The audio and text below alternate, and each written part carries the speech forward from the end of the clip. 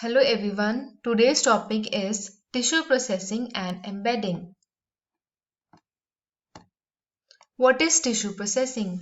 Tissue processing is removing all the water from the tissues and replacing it with the supporting medium that will provide rigidity to the tissue and which helps us in further sectioning of the tissue without causing damage to the particular tissue.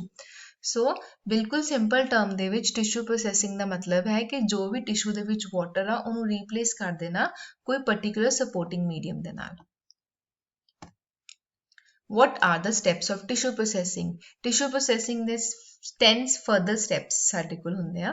First step is specimen identification, second is grossing, third is fixation, fourth dehydration, fifth clearing, sixth impregnation, seventh embedding, eighth section cutting by microtome, ninth staining, and 10th is microscopy. We will discuss all the steps in brief. First step is specimen identification and labeling. Specimen is received in histopathology lab with the name, age, sex and CR number in 10% formalin. Pathology number is given to the specimen and it is to be kept through all the steps of tissue processing. Bigger specimens like breast, uterus and intestine, we give vertical cuts so that fixative can deeply penetrate. So specimen identification and labeling ਦੇ ਵਿੱਚ ਸਭ ਤੋਂ important point ਇਹ ਹੈ ਕਿ ਜਦੋਂ ਵੀ ਅਸੀਂ ਸਪੈਸੀਮਨ receive ਕਰਨਾ ਆ ਅਸੀਂ ਹਮੇਸ਼ਾ 10% ਫਾਰਮੂਲਿਨ ਦੇ ਵਿੱਚ ਉਹਨੂੰ ਰਿਸੀਵ ਕਰਨਾ। ਰਿਸੀਵ ਕਰਨ ਤੋਂ ਬਾਅਦ ਅਗਰ ਕੋਈ ਸਪੈਸੀਮਨ ਬਹੁਤ ਵੱਡਾ ਆ, ਸਪੋਜ਼ ਯੂਟਰਸ ਹੋ ਗਿਆ, ਬ੍ਰੈਸਟ ਹੋ ਗਿਆ, ਉਹਦੇ ਵਿੱਚ ਅਸੀਂ ਨਾ ਲੰਬੇ ਕੱਟਸ ਦਿੰਦੇ ਆ, ਵਰਟੀਕਲ ਕੱਟਸ ਪਾ ਦਿੰਦੇ ਆ ਉਹ ਵਾਲੀ ਸਪੈਸੀਮਨ ਦੇ ਵਿੱਚ ਤਾਂ ਕਿ ਉਹ ਚੰਗੀ ਤਰ੍ਹਾਂ ਫਿਕਸ ਹੋ ਜਾਏ, ਤਾਂ ਕਿ ਜਿਹੜਾ ਵੀ ਅਸੀਂ ਫਿਕਸੇਟਿਵ ਪਾਇਆ ਉਹਦੇ ਵਿੱਚ ਚੰਗੀ ਤਰ੍ਹਾਂ ਫਾਰਮੂਲਿਨ ਜਾਂ ਕੋਈ ਵੀ ਜਿਹੜਾ ਵੀ ਫਿਕਸੇਟਿਵ ਅਸੀਂ ਯੂਜ਼ ਕਰ ਰਹੇ ਹਾਂ ਉਹਦੇ ਵਿੱਚ ਚੰਗੀ ਤਰ੍ਹਾਂ ਉਹ ਪੈਨੇਟ੍ਰੇਟ ਕਰ ਜਾਏ।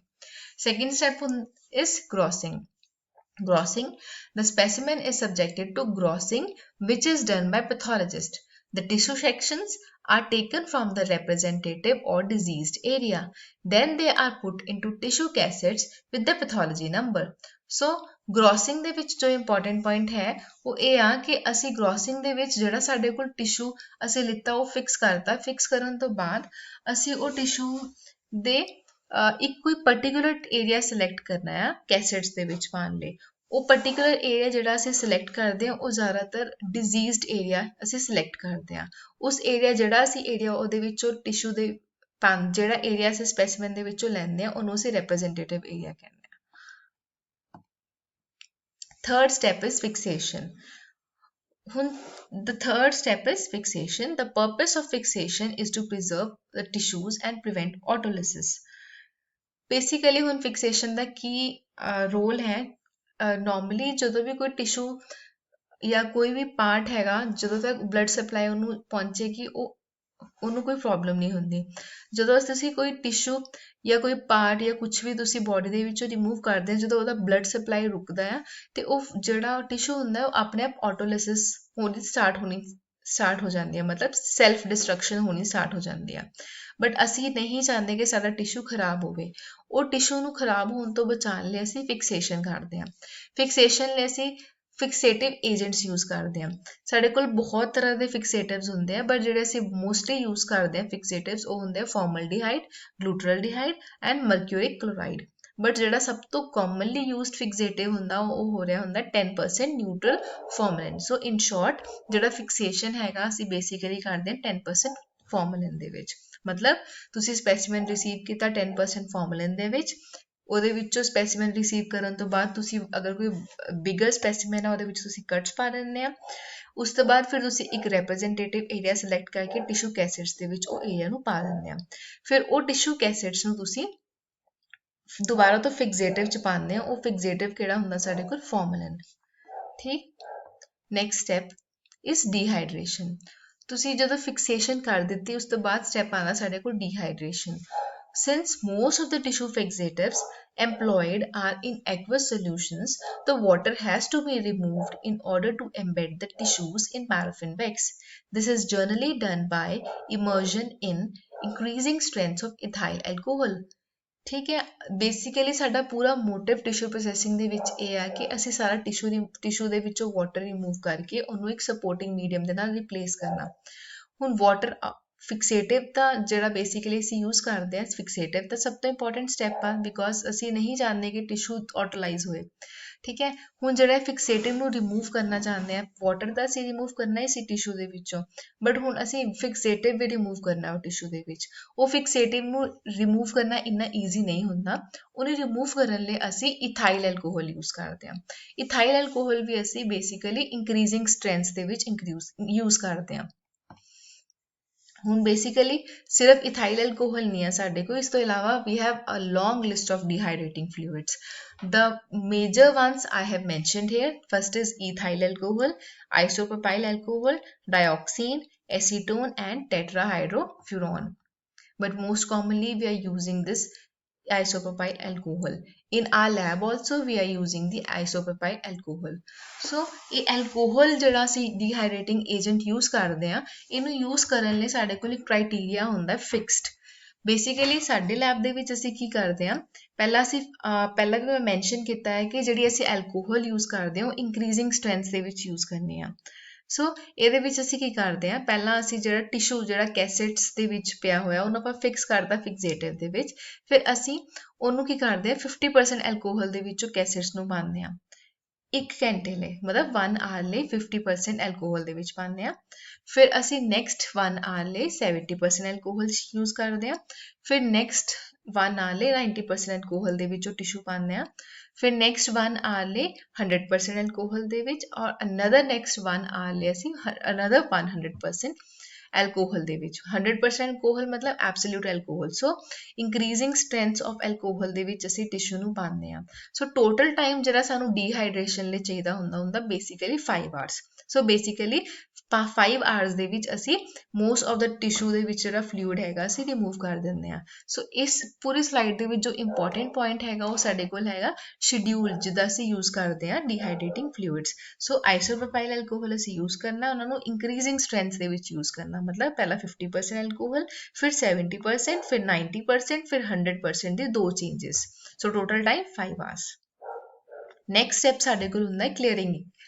Clearing is replacement of the dehydrating fluid with the solution which is miscible with paraffin wax. Alcohol and wax are not miscible. The alcohol must be replaced with the wax solvent. So dehydration ਦਾ ਮਤਲਬ ਹੁੰਦਾ ਅਸੀਂ water remove ਕਰਨਾ tissue ਦੇ ਵਿੱਚੋਂ। Clearing ਦਾ ਮਤਲਬ, ਕਿਉਂਕਿ ਤੁਸੀਂ dehydrating agent use ਕਰਦੇ ਪਏ ਡੀਹਾਈਡਰੇਸ਼ਨ ਦੇ ਵਿੱਚ, ਕਈ ਵਾਰ ਕੀ ਹੁੰਦਾ ਉਹ ਟਿਸ਼ੂ ਦੇ ਵਿੱਚ ਕੁਝ ਡੀਹਾਈਡਰੇਟਿੰਗ ਫਲੂਇਡ ਵੱਜ ਜਾਂਦਾ। ਹੁਣ ਅਸੀਂ ਚਾਹੁੰਦੇ ਹਾਂ ਕਿ ਉਹ ਡੀਹਾਈਡਰੇਟਿੰਗ ਫਲੂਇਡ ਟਿਸ਼ੂ ਦੇ ਵਿੱਚੋਂ ਨਿਕਲ ਜਾਏ। ਪਹਿਲਾਂ ਸੀਗਾ ਅਸੀਂ ਟਿਸ਼ੂ ਦੇ ਵਿੱਚੋਂ ਵਾਟਰ ਰਿਮੂਵ ਕਰਦੇ ਹਾਂ, ਕਲੀਅਰਿੰਗ ਦੇ ਵਿੱਚ ਅਸੀਂ ਟਿਸ਼ੂ ਦੇ ਵਿੱਚੋਂ ਡੀਹਾਈਡਰੇਟਿੰਗ ਫਲੂਇਡ ਰਿਮੂਵ ਕਰਦੇ ਹਾਂ। ਉਹ ਡੀਹਾਈਡਰੇਟਿੰਗ ਫਲੂਇਡ ਨੂੰ ਰਿਮੂਵ ਕਰਨ ਲਈ ਸਾਡੇ ਕੋਲ ਯੂਜ਼ ਹੁੰਦਾ ਹੈ ਕਲੀਅਰਿੰਗ ਏਜੰਟ।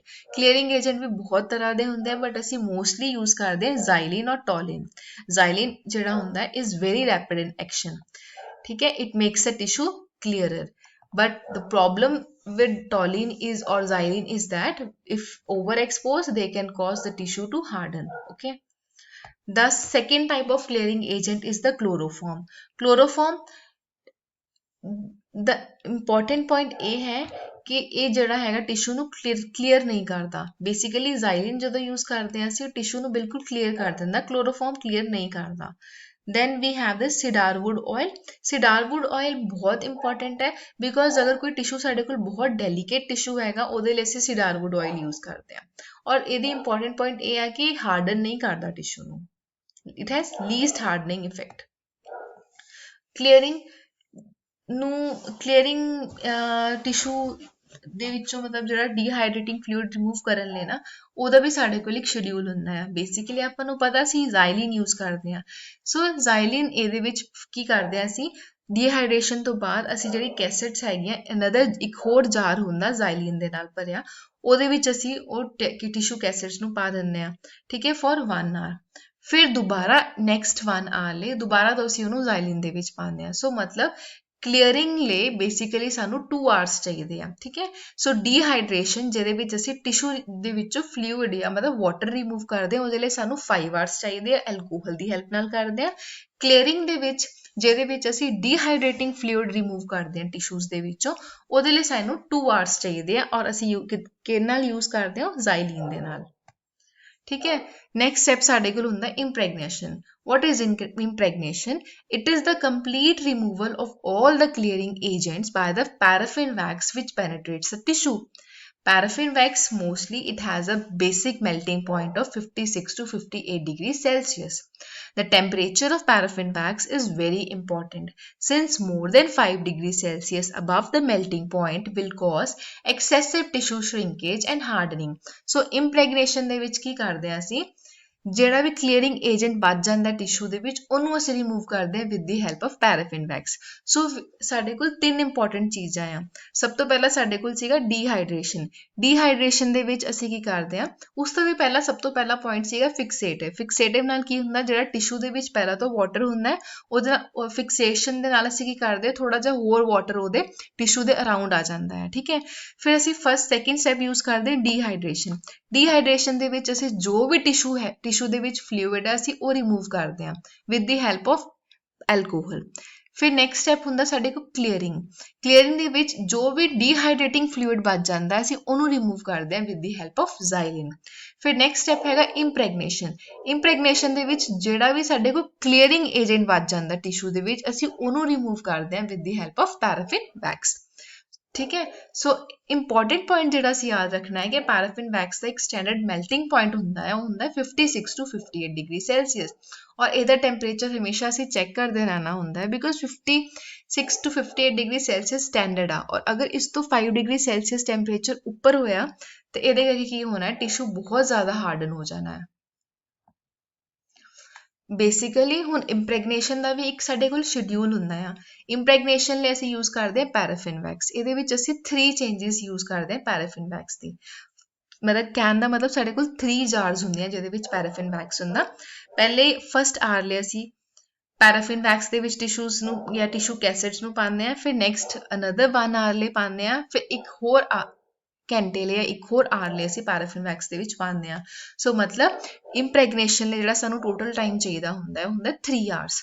ਸੋ ਹਾਲੇ ਤੱਕ ਅਸੀਂ ਜੋ ਕੀਤਾ ਆ, ਇਹ ਸਾਰਾ ਸਟੈਪਸ ਅਸੀਂ ਇੱਕ ਸਾਡੇ ਕੋਲ ਆਟੋਮੈਟਿਕ ਟਿਸ਼ੂ ਪ੍ਰੋਸੈਸਰ ਹੁੰਦਾ, ਸਾਡੇ ਲੈਬਸ ਦੇ ਵਿੱਚ ਵੀ ਪਿਆ ਹੋਇਆ ਹੈ ਆਟੋਮੈਟਿਕ ਟਿਸ਼ੂ ਪ੍ਰੋਸੈਸਰ, ਅਸੀਂ ਉਹ ਯੂਜ਼ ਕਰਦੇ ਹਾਂ। ਔਰ ਇੱਥੇ ਤੱਕ ਜਿੰਨੇ ਵੀ ਸਟੈਪਸ ਹੁੰਦੇ, ਸਾਰੇ ਆਟੋਮੈਟਿਕ ਟਿਸ਼ੂ ਪ੍ਰੋਸੈਸਰ ਦੇ ਵਿੱਚ ਅਸੀਂ ਯੂਜ਼ ਕਰਦੇ ਹਾਂ। ਆਟੋਮੈਟਿਕ ਟਿਸ਼ੂ ਪ੍ਰੋਸੈਸਰ ਦੇ ਵਿੱਚ ਬਹੁਤ ਸਾਰੀ ਬਕਟਸ ਹੁੰਦੀਆਂ, ਬੇਸਿਕਲੀ 12-13 ਬਕਟਸ ਹੁੰਦੀਆਂ, ਉਹਨਾਂ ਦੇ ਵਿੱਚ ਅਸੀਂ ਅਲੱਗ-ਅਲੱਗ ਰੀਏਜੈਂਟ ਪਾਇਆ ਹੁੰਦਾ, ਠੀਕ ਹੈ। ਸੋ ਬੇਸਿਕਲੀ ਇੱਥੇ ਤੱਕ ਇਹ ਪੁਆਇੰਟ ਕਲੀਅਰ ਹੋ ਗਿਆ ਕਿ ਸਾਨੂੰ ਡੀਹਾਈਡਰੇਸ਼ਨ ਅਸੀਂ ਕਰਦੇ ਹਾਂ ਐਲਕੋਹਲ ਦੇ ਨਾਲ, ਸਾਨੂੰ ਚਾਹੀਦੇ 5 ਆਵਰਸ। ਕਲੀਅਰਿੰਗ ਅਸੀਂ ਕਰਦੇ ਹਾਂ ਜ਼ਾਈਲਿਨ ਨਾਲ, ਸਾਨੂੰ ਚਾਹੀਦੇ ਉਹਦੇ ਲਈ 2 ਆਵਰਸ। ਇੰਪ੍ਰੈਗਨੇਸ਼ਨ ਅਸੀਂ ਕਰਦੇ ਹਾਂ ਪੈਰਾਫਿਨ ਵੈਕਸ ਦੇ ਨਾਲ, ਉਹਦੇ ਲਈ ਸਾਨੂੰ ਚਾਹੀਦੇ 3 ਆਵਰਸ, ਠੀਕ ਹੈ। ਸੋ ਹੁਣ ਆਟੋਮੈਟਿਕ ਟਿਸ਼ੂ ਪ੍ਰੋਸੈਸਰ ਮੈਂ ਹੁਣੇ ਡਿਸਕਸ ਕੀਤਾ ਹੈ। ਵੈਸੇ ਤਾਂ ਯੂਜੂਅਲੀ ਅਸੀਂ ਟਿਸ਼ੂ ਪ੍ਰੋਸੈਸਿੰਗ 2 ਤਰ੍ਹਾਂ ਕਰ ਸਕਦੇ ਹਾਂ, ਅਸੀਂ ਮੈਨੂਅਲੀ ਵੀ ਕਰ ਸਕਦੇ ਹਾਂ, ਬਟ ਆਟੋਮੈਟਿਕਲੀ ਵੀ ਕਰ ਸਕਦੇ ਹਾਂ। Automatically we are basically doing it with the help of automatic tissue processor, ਠੀਕ ਹੈ। ਇਹ ਡਾਇਗ੍ਰਾਮ ਹੈ ਆਟੋਮੈਟਿਕ ਟਿਸ਼ੂ ਪ੍ਰੋਸੈਸਰ ਦੀ, ਉਹ ਆਲਸੋ ਕਾਲਡ ਐਜ਼ ਅ ਹਿਸਟੋਕਾਈਨੇਟ। ਤੁਸੀਂ ਦੇਖ ਸਕਦੇ ਆ ਸਾਡੇ ਕੋਲ ਜਾਰਸ ਹੁੰਦੇ ਆ, ਠੀਕ ਹੈ। ਬੇਸਿਕਲੀ 12 ਜਾਰਸ ਹੁੰਦੀਆਂ ਆਟੋਮੈਟਿਕ ਟਿਸ਼ੂ ਪ੍ਰੋਸੈਸਰ ਦੇ ਵਿੱਚ, ਠੀਕ ਹੈ। ਹਰ ਜਾਰ ਦੇ ਵਿੱਚ ਇੱਕ ਰੀਏਜੈਂਟ ਹੁੰਦਾ, ਜਿੱਦਾਂ ਇਹ ਵਾਲਾ ਜਾਰ ਹੋ ਗਿਆ ਸਪੋਜ਼, ਠੀਕ ਹੈ। ਅਸੀਂ ਸਪੋਜ਼ ਇੱਥੋਂ ਸਟਾਰਟ ਕਰ ਰਹੇ ਹਾਂ, ਅਸੀਂ ਇੱਥੇ ਆਪਾਂ ਟਿਸ਼ੂ ਕੈਸੇਟਸ ਦੀ ਬਕਟ ਰੱਖੀ, ਠੀਕ ਹੈ। ਤੁਸੀਂ ਇਹ ਦੇਖ ਰਹੇ ਹੋ, ਇਹ ਸਾਰੀ ਬਕਟ ਹੁੰਦੀ ਹੈ ਇਹਦੇ ਵਿੱਚ, ਠੀਕ ਹੈ। ਇਹ ਬਕਟ ਦੇ ਵਿੱਚ ਸਾਡੇ ਕੋਲ ਟਿਸ਼ੂ ਕੈਸੇਟਸ ਹੁੰਦੀਆਂ, ਠੀਕ ਹੈ। ਫਸਟ ਜਾਰ ਦੇ ਵਿੱਚ ਸਪੋਜ਼ ਫਾਰਮਲਿਨ ਆ, ਸੈਕਿੰਡ ਜਾਰ ਦੇ ਵਿੱਚ ਵੀ ਫਾਰਮਲਿਨ ਹੁੰਦੀ ਆ, ਥਰਡ ਜਾਰ ਦੇ ਵਿੱਚ 50% ਐਲਕੋਹਲ, ਉਸ ਤੋਂ ਨੈਕਸਟ ਜਾਰ ਦੇ ਵਿੱਚ 70% ਐਲਕੋਹਲ। ਸੋ ਮਤਲਬ ਇਹ ਪੂਰਾ ਤੁਸੀਂ ਰਾਊਂਡ ਕਰੋਗੇ 12 ਜਾਂ 13 ਬਕਟਸ ਹੁੰਦੀਆਂ ਸਾਡੇ ਕੋਲ, ਠੀਕ ਹੈ। ਜਾਰਸ ਹੁੰਦੇ ਆ, ਉਹਨਾਂ ਦੇ ਵਿੱਚ ਕੁਛ ਨਾ ਕੁਛ ਰੀਏਜੈਂਟ ਪਾਇਆ ਹੁੰਦਾ, ਠੀਕ ਹੈ। ਉਹ ਰੀਏਜੈਂਟ ਬੇਸਿਕਲੀ ਤੁਸੀਂ ਆਹ ਵਾਲਾ ਟੇਬਲ ਦੇਖੋਗੇ ਨਾ, ਤੁਹਾਨੂੰ ਕਲੀਅਰ ਹੋਏਗਾ ਕਿ ਸਾਡੇ ਕੋਲ 12 ਜਾਰਸ ਹੁੰਦੇ ਆ। ਬੇਸਿਕਲੀ ਜਿਹੜਾ ਸਾਡੇ ਲੈਬ 'ਚ ਯੂਜ਼ ਹੁੰਦਾ, ਉਹਦੇ ਵਿੱਚ 12 ਜਾਰਸ ਹੁੰਦੇ ਆ। ਪਹਿਲੇ ਜਾਰ ਦੇ ਵਿੱਚ ਜਾਂ ਫਸਟ ਜਾਰ ਦੇ ਵਿੱਚ ਹੁੰਦਾ ਹੈ ਫਾਰਮਲਿਨ, ਸੈਕਿੰਡ ਜਾਰ ਦੇ ਵਿੱਚ ਹੁੰਦਾ ਫਾਰਮਲਿਨ। ਸੋ ਕਹਿਣ ਦਾ ਮਤਲਬ 1 ਘੰਟਾ ਅਸੀਂ ਇਹ ਵਾਲੇ ਜਾਰ 'ਚ ਰੱਖਦੇ ਹਾਂ ਟਿਸ਼ੂ ਕੈਸੇਟਸ ਨੂੰ, ਦੂਸਰਾ ਘੰਟਾ ਅਸੀਂ ਆਹ ਵਾਲੇ ਟਿਸ਼ੂ ਮਤਲਬ ਜਾਰ ਦੇ ਵਿੱਚ ਰੱਖਦੇ ਹਾਂ। ਕਹਿਣ ਦਾ ਮਤਲਬ ਫਿਕਸੇਸ਼ਨ 2 ਘੰਟੇ ਲਈ ਅਸੀਂ ਕਰ ਦਿੰਦੇ ਹਾਂ, ਠੀਕ। ਇੱਕ ਸੈਕਿੰਡ,